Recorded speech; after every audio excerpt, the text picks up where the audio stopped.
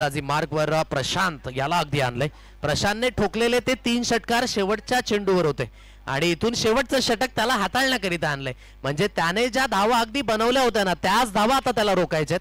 पहा खेळ कशा पद्धतीने मात्र त्या ठिकाणी परीक्षा घेतो। म्हणूनच ही परिक्रमा आणि या परिक्रमेतून कोणाची सुटका नाहीये।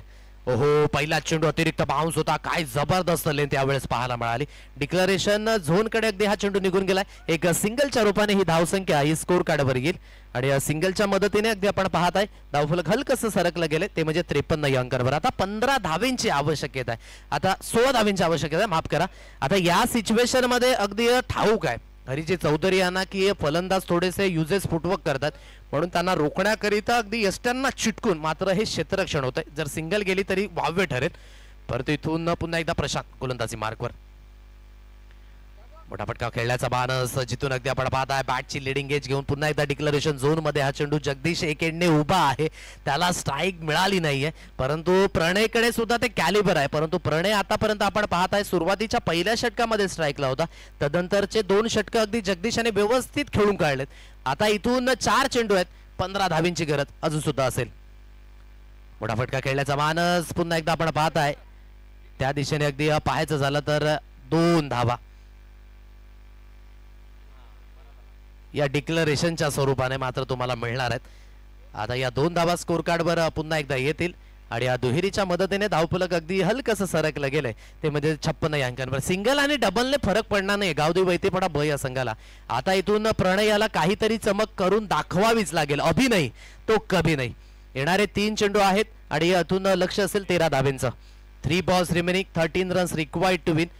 जगदीशने ज्या पद्धतीने फलंदाजी केली होती ना थोडंसं निराश असेल, कारण की त्याला जर स्ट्राइक मिळाली असती उर्वरित चेंडूंकरिता तर नक्कीच या मॅच मध्ये काहीतरी अगदी परतण्याच्या भूमिकेमध्ये असता सरावली ब संघ। परंतु अजून सुद्धा वेळ गेली नाहीये, आता जो वेळ शिल्लक आहे ना तो तुम्हाला खर्च करावा लागेल मैदानाच्या दिशेने।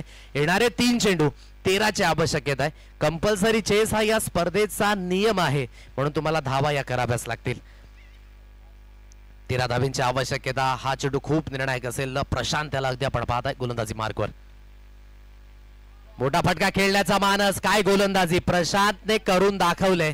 आता डिक्लेरेशन झोन मध्ये आता अगदी डगआउट मध्ये जे हात आहेत ना ते कमरेवर गेलेत, कारण की जिथे स्ट्राइक मिळायची होती ना जगदीशाला ती स्ट्राइक मिळाली नाहीये आणि त्याच कारणास्तव आता 2 चेंडू आणि 12 ची गरज आहे। म्हणजे दोन्ही तुम्हाला मोठे फटके हे खेळावेच लागणार आहेत।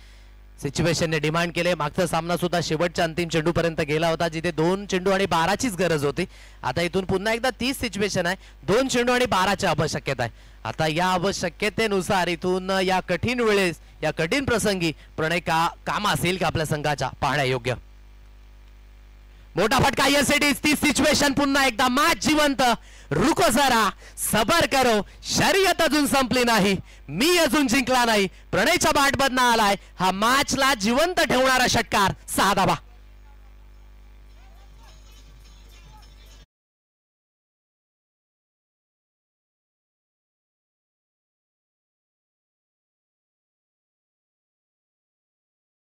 अंतिम चेंडू पुन्हा एकदा 30 सिच्युएशन, म्हणून म्हटलं की ही रफ अँड टफ फाईट आहे।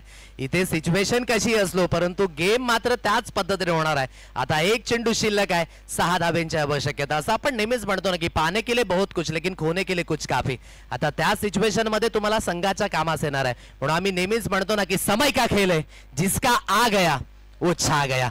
आता इथून 1 चेंडू शिल्लक असेल, 6 धावेंची गरज असेल। आता आपल्या संघाच्या कामास कोण येईल, प्रशांत की एक एंडने प्रणय आहे। कित्येक या सिच्युएशन मध्ये आले असतील खेळाडू। 1 ball 6 runs required to win. मोठा फटका खेळण्याचा मानस, yes it is pad line आणि चेंडूला पनिशमेंट स्वरूपी फेकून दिलाय। मॅच पूर्णपणे अगदी प्रणयाने आपल्या खिशामध्ये घातली, म्हणून कीप अँड काम राहिला। एन मोमेंटला स्वतःवर विश्वास आणि सर्वाधिक महत्वाचा विश्वास तो आहे आत्मविश्वास, आणि ही आत्मविश्वास नावाची गुरु केली प्रणयाने आपल्या हातखंडामध्ये ठेवली आणि 2 चेंडूंमध्ये 2 षटकारांची गरज असताना ते दोन्ही विजय स्ट्रोक अगदी त्याच्या बॅटमधनं आले। काय जबरदस्त फलंदाजी, अप्रतिम आणि व्यान होते या सामन्यामध्ये सरावली।